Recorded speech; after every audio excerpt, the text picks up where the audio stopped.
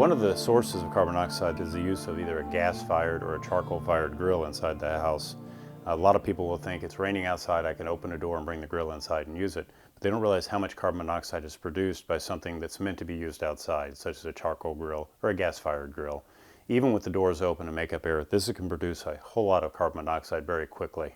And then, of course, when you take the food off and walk away, the charcoal is still burning, still producing that carbon monoxide. The same rules apply when using it as a heat source. It's not meant to be used inside. If it isn't rated or UL listed to be used indoors, it should never be used indoors.